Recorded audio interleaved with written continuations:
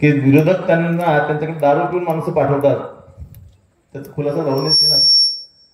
काहीच बोलायचं नसेल तर आमच्या सहकार्यावर सुद्धा काही आगळ फागळ करता मला दुसरं वाटतं. सगळं म्हणजे काहीतरी बोललं की त्यांच्याबरोबर राहणारे काय काय करतात त्या विषयाला बोलायचं नाही. मला कोणाबद्दल बोलण्यापेक्षा मला असं काम करायला पाहिजे. मी तो आपले जे प्रश्न आहेत त्यातले पाण्याचं तापीचा मेगा रिचार्ज आपला व्हायला पाहिजे, जेणेकरून आपल्या एरियाला चांगला फायदा होईल. इथे हा कुऱ्हा हे खूप मोठं मार्केटचं स्पॉट आहे, मोठं मार्केट आहे कुऱ्हा. तालुक्या लेवलचं गाव असं म्हणत चालेल. इथे एक मिनी MIDC यायला पाहिजे, जेणेकरून इथल्या लोकल लोकांना रोजगार मिळेल. आता MIDC यायला पाहिजे म्हणजे काय, त्याच्यासाठी सगळं प्रॉपर प्लॅनिंग करावं लागते.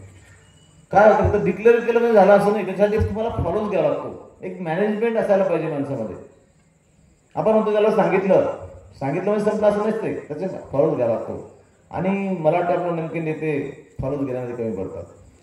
आपण येणाऱ्या काळात जे शेतकऱ्यांचे प्रश्न आहेत, कापसाचा प्रश्न तुमचा आपला कोरडवाहू हा एरिया आहे, याला आपलं सुजलाम करायचंच आहे. कापसाला 6,000 भाव आहे. मी असं म्हणेल की शेतमाल प्रक्रियेवरती जर उद्योग आले ना, आता जर जिनिंग स्पिनिंग यान हे जर येऊ द्या भाऊ, इथे सरकी ऑइल ढेप एक मोठा क्लस्टर असतात. एकाच एरियामध्ये सगळे तुम्ही बनवू शकतात आणि त्याचं ट्रान्सपोर्टेशन कमी होऊन जाते, कारण तो सगळं त्याला कॉम्प्रेस होते.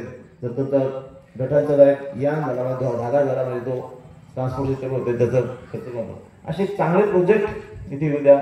मक्याचं स्टार्च फॅक्टरी तिकडची बंद पडली, पण आपल्याला मला असं वाटतं की एक चांगले लोक घेऊन जर असं इंडस्ट्री आणल्या तर या शेतीमधल्या माल इथल्या जे प्रक्रिया झाली तर शेतकऱ्याला नगदी पैसा मिळेल, कॅश पेमेंट मिळेल. तिथल्या इथला माल रोखला जाईल, त्याला जास्त स्टोरेज करायची गरज पडणार नाही.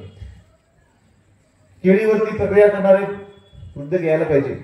प्री चिलिंग प्लांट यायला पाहिजे की जेणेकरून एक्सपोर्टची क्वालिटी राहील, एक्सपोर्ट तुम्हाला वाढवता येईल. आज जळगाव जिल्हा हा सगळ्यात जास्त केळी पिकवणारा जिल्हा आहे आणि ह्या जिल्ह्याचं सर्वात कमी केळी ही निर्यात होते. सोलापूर हा नंतर आपल्याकडे केळी पिकवणारा जिल्हा झाला आणि आज तो सगळ्यात जास्त केळी पिकवणारा जिल्हा आहे.